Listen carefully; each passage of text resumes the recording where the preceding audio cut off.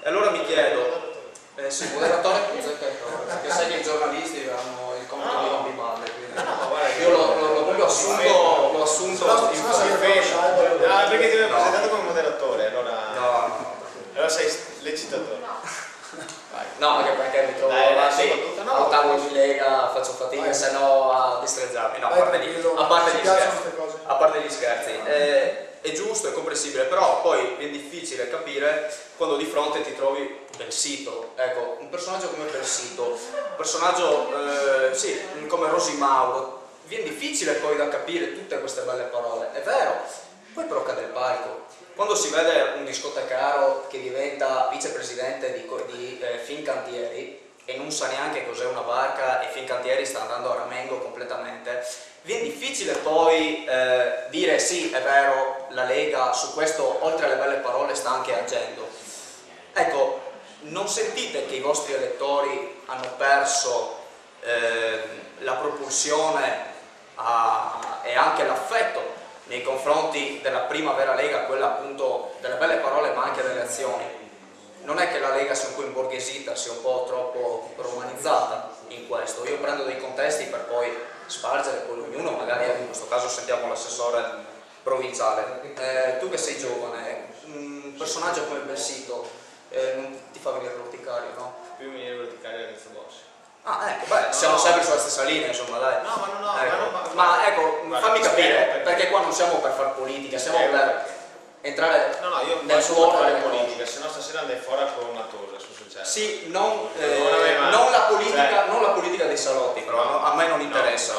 Io voglio parlare chiaro. Posso risponderti anche? Esatto, perché sennò... e voglio che tu risponda in modo chiaro, non in politica. Non è, ma guarda che... No, non ci conosciamo, c'è una differenza. Prego. Ti ho già in parte risposto, Prego. sulla storia.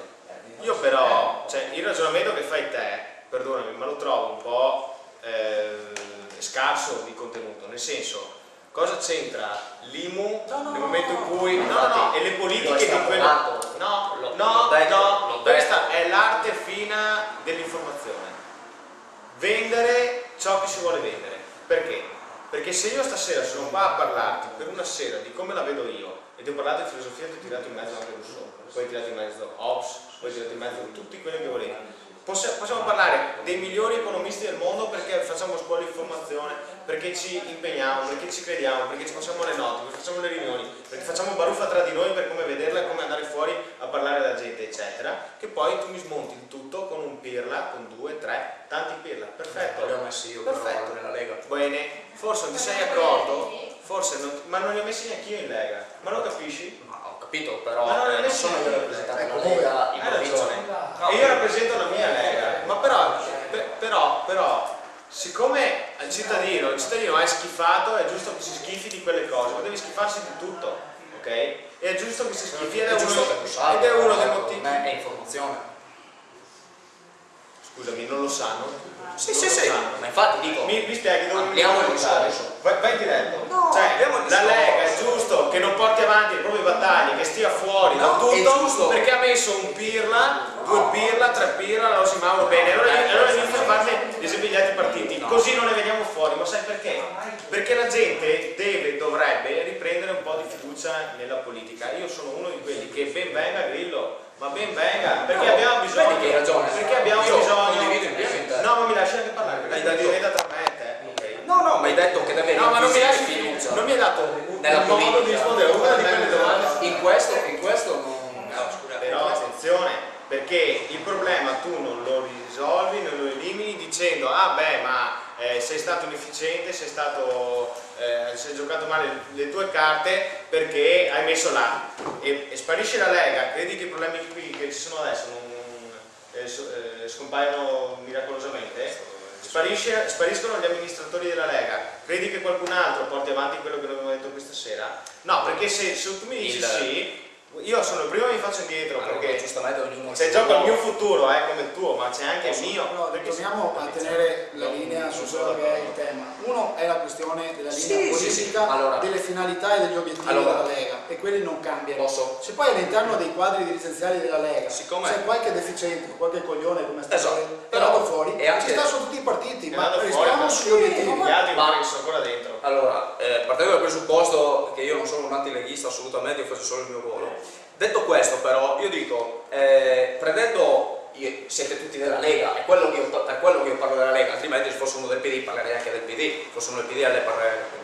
Partendo dal presupposto che nella Lega sono successi questi fatti, che giustamente come diceva il sindaco Sensini non si possono coprire, poi giustamente il ragazzo in fondo ha detto, poi questo è il risultato, per quello che io dico, è politica quello che dico io, non è aria fritta, cioè poi il risultato è questo qua, che non c'è neanche un giovane, al massimo uno o due, che viene a fare politica, che si avvicina alla politica, proprio perché i partiti li stanno allontanando con due personaggi, capito? Questo che voglio dire, con due personaggi hanno condizionato, prendiamo il caso della Lega, un unico partito. Allora io dico, cominciamo a fare pulizia seria. C'è perché c'è No. Io ho detto l'IMU esiste, ma perché siamo arrivati all'IMU? E questa era una Siamo domanda. arrivati proprio per il signore. No, perché hai detto così, io almeno ho capito così. Guarda che tu Ha seguito, tu sei conduttore, tu stai hai sbagliato a frammentare le due domande.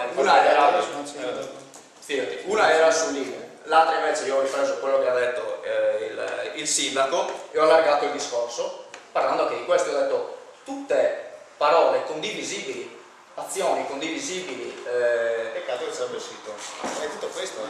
Hai detto questo? Perdona, ma chi sta dall'altra parte? Tutto poi viene pianificato da due persone. Ecco, questo che io voglio dire, capito? Non lamentatevi se non viene nessuno, se la Lega perde nei sondaggi, questo che voglio dire. È questo che voglio dire. Ma non c'entra assolutamente. Scusami, ma io non sono d'accordo con te su nulla. Ma sai perché? Siamo qua a dibattere. Bene, mi lasci rispondere anche. Sai perché? Perché non è che i decreti sul federalismo sono caduti per colpa di Belsito e che la Lega poi ha perso consensi, perché voi state dicendo una cosa che non è vera. Il federalismo è caduto perché è caduto il governo Berlusconi, però propriamente stavano facendo i decreti attuativi del federalismo. E primo e chi è venuto dopo di Berlusconi, cioè il governo tecnico sostenuto da PD, PDL e UDC e Terzo Polo, non ha voluto mettere nell'agenda politica di questo governo l'avanzamento del federalismo. Non è caduta perché la Lega ha caduto consensi e ha dato l'opposizione anche, è caduta perché non si doveva fare il federalismo. Quindi nel momento in cui tu mi dici guarda che la Lega non ha più consensi, a me non me ne frega niente, io riparto dal 2%, ripartiamo dal 2%, ma che problema è? Io sono entrato in Lega 10 anni fa, quando avevo 16 anni, la gente di fronte ai gazebi sputava per terra. Quindi non hai paura di... voglio dire, bisogna che la Lega torni su quei gazebi, questo che voglio dire. Questo che voglio dire. Guarda che io sono siamo dei gazebi. Prego. Non puoi coprirti i dogmi di questa maniera. Forse c'era, scusa, ma forse vivo un'altra Lega, io vivo la